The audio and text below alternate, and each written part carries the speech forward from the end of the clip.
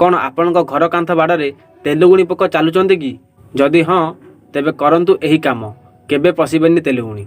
वर्तमान वर्षा दिन जदिओ अनेक लोक एही ऋतु को पसंद करती एही ऋतु में अनेक समस्या आसी थाए।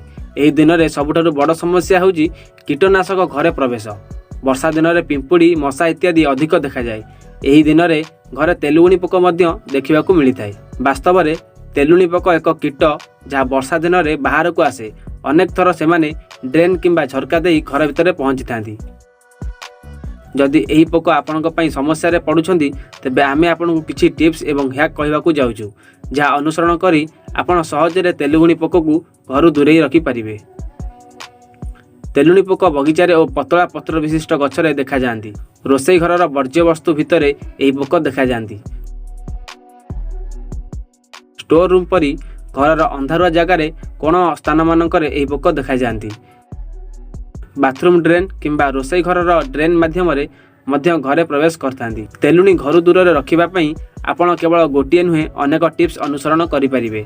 एही टिप्स गुड़िक अनुसरण करिबा परे तेलुगुणी घर भितर को केबे भी आसीबो नाही। बेकिंग सोडा एवं लुण व्यवहार करंतु।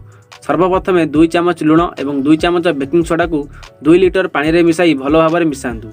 वर्तमान एही मिश्रण को एक स्प्रे बोतल में भरंतु एवं एहाकु बाथरूम ड्रेन किंबा रोसई घरर ड्रेन ने ढालंतु। सप्ताह रे अति कम रे 2 रु 3 थर एही प्रक्रिया करंतु। एही कारणरु तेलुगुणी पोक केबे आसीबे नाही। किरोसिन तेल एपरि एक तरल जे एहार प्रबल गंध हेतु तेलुगुणी पोक और अन्य कीटपतंग मध्य सहजरे पलायन करती। एहाकु व्यवहार करी तुमे वर्षा ऋतु रे तुम घर उड़ुथुबा पिंपुड़ी को मध्य तड़ी देई पारिबो। एथिपाई एही पदक्षेप गुड़िक अनुसरण करंतु। सर्वप्रथम 1 लिटर पानी रे 1 कप किरोसिन तेल मिसाई भलो भाबरे मिसांतु। वर्तमान एही मिश्रण को एक स्प्रे बोतल रे भरंतु एवं एहाकु बगीचा उद्भिद एवं घर चारिपाखरे स्प्रे करंतु।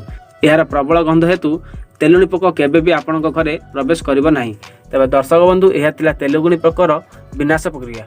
यदि आपको भिडियोटी भल लगी थाए तेबे भिडियो को लाइक करी चैनल को सब्सक्राइब करंतु एवं सांग मानक सहित शेयर करंतु। कार ना कार हेल्प हो। जय जगन्नाथ।